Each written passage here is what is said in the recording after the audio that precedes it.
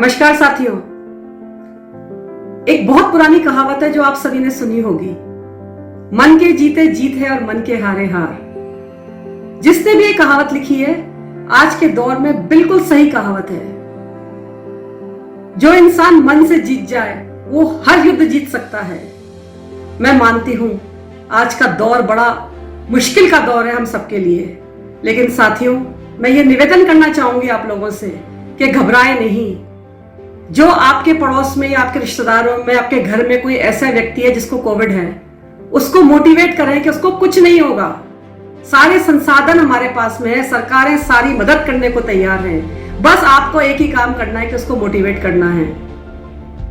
आज एक वीडियो मैं आपके सामने लेके आई हूं जो डॉक्टर अशोक शारदा है, शिशु रोग विशेषज्ञ। वो बताएंगे आपको कोविड के बारे में, कैसे उससे बचाव करना है और किस तरह से हमें अब सतर्कता बरतनी है। धन्यवाद। नमस्कार, मैं डॉक्टर अशोक शारदा, पीडियाट्रिशियन कोटा से और वर्तमान अध्यक्ष राजस्थान स्टेट आईएमए। आप सभी नागरिकों से अपील करता हूं और निवेदन करता हूं कि इस भयानक महामारी के दौर में अपने आप को सुरक्षित रखें, अपने परिवार को सुरक्षित रखें, मास्क पहने रहें, 6 फुट की दूरी बनाए रखें, किसी भी एक स्थान पर लोग इकट्ठे ना हों और खांसते छींकते समय अपनी कोहनी के समक्ष अपना इस प्रकार से उपयोग करिए ताकि दूसरों को खांसी और छींक के प्रभाव से कीटाणु ट्रांसफ़र नहीं हो। अपने हाथों को प्रॉपरली धोइए। सैनिटाइज़र का उपयोग हमने देखा कि एक सीमित मात्रा में ही आपका बचाव करता है, लेकिन साबुन से हाथ धोना एक वास्तव में अच्छी बात है जो हमको करना चाहिए।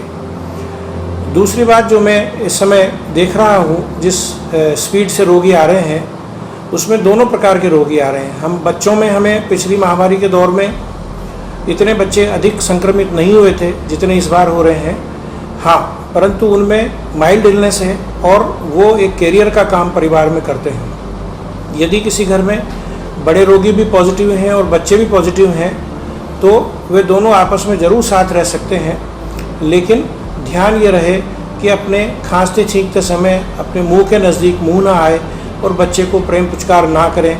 माँ से बच्चा दूध ले सकता है परंतु उसके मुंह के नाक के नज़दीक बच्चा का मुंह और नाक ना आए, ये हम सबको ध्यान रखना है। बच्चों में दवाई बहुत सीमित है और जो उसके अनुरूप दी जाती है वही हम लोग काम में लेते हैं, जबकि बड़ों में गवर्नमेंट के प्रोटोकॉल के अनुसार काफ़ी सारी दवाइयाँ इस रोग के लिए उपलब्ध हैं।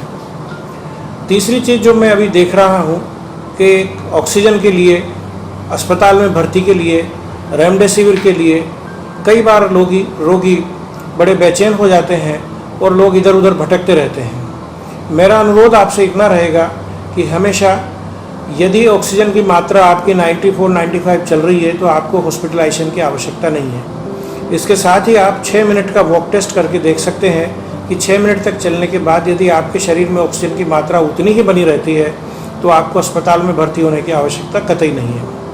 नियमित अपना सेचुरेशन नापते रहें, बुखार की दवा खाते रहें और सामान्य दवाई जो सरकार के किट में दी जाती है या आपके डॉक्टर बताते हैं उसको आप लेते रहिए और घर में अपने विश्राम करिए। इसके बाद यदि सेचुरेशन की मात्रा आपकी कम होती है, जो 93 से यदि कम जाती है, तब आप अस्पताल का रुख करिए और तब ऑक्सीजन की आपको आवश्यकता है।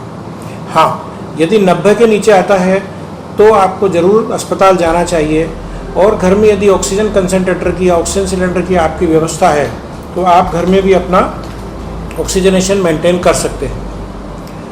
तीसरी चीज़ जो रेमडेसिविर के बारे में है, वो रेमडेसिविर का उपयोग एक निश्चित तौर पर किया जाना चाहिए।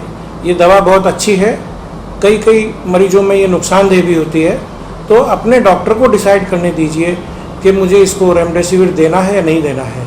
मरीज अपनी स्वेच्छा से रेमडेसिविर के लिए पीछे ना पड़े, न सरकार पे दबाव बनाए, न प्रशासन पे दबाव बनाए, न अस्पताल पे दबाव बनाए कि मुझे रेमडेसिविर दे ही दो। इस होड़ में क्या हो रहा है कि जो साधन संपन्न लोग हैं, जिनके संपर्क सब प्रकार से सब तरफ हैं, वे लोग कम आवश्यकता में ही रेमडेसिविर लेकर अपना उपयोग शुरू कर देते हैं, जबकि जिनको अधिक आवश्यकता है और जो गंभीर रोगी हैं उनके लिए रेमडेसिविर बाज़ार में मिलती नहीं है। और इस प्रकार के उपयोग से उसका एक अनइवन डिस्ट्रीब्यूशन एक समझ में आता है जिससे सभी लोगों को परेशानी हो रही है। हमारी सरकारें दम तोड़ मेहनत कर रही हैं और सब प्रकार से अच्छी पॉलिसीज़ बनाकर आम नागरिक को, गरीब से लेकर अमीर तक और सभी साधनहीन से लेकर साधन संपन्न तक सभी के लिए अच्छी प्रकार की औषधियाँ, दवाइयाँ, रेमडेसिविर, फेविपिराविर, इन सब मेडिसिन को उपलब्ध कराना और यथासंभव ऑक्सीजन की सप्लाई को पूर्ति करना, यह सरकारें कर रही है। हम सब देख रहे हैं कि इतनी बड़ी महामारी के लिए हम प्रिपेयर्ड भी नहीं थे और एकदम से इतनी ऑक्सीजन की डिमांड आ गई है, तो उसको मीट आउट करने में, उसको मैच करने में सरकार को कुछ समय लग रहा है, लेकिन हमें विश्वास है कि इनके प्रयासों से, प्रशासन के प्रयासों से और सरकार के प्रयासों से हम इसको मीट आउट कर पाएंगे और सभी लोगों को जितने भी संभव हैं उनको बचाया जा सकेगा। हाँ, इसमें मृत्यु दर कम है, लेकिन इस बार हम देख रहे हैं कि एक युवा वर्ग का अर्थ है कि जो 25 से और 45 वर्ष के रोगी जो पिछली बार कम आए थे वो भी इस बार अधिक आ रहे हैं और काफ़ी गंभीरता लेकर आ रहे हैं। तो हम सब सावधान रहें, सुरक्षित रहें, अपने घर परिवार का, बच्चों का ध्यान रखें और जहाँ तक हो सके, आवश्यक बहुत ही हो तब तक घर से ना निकलें। और यही मेरा आपसे अनुरोध है। जय भारत।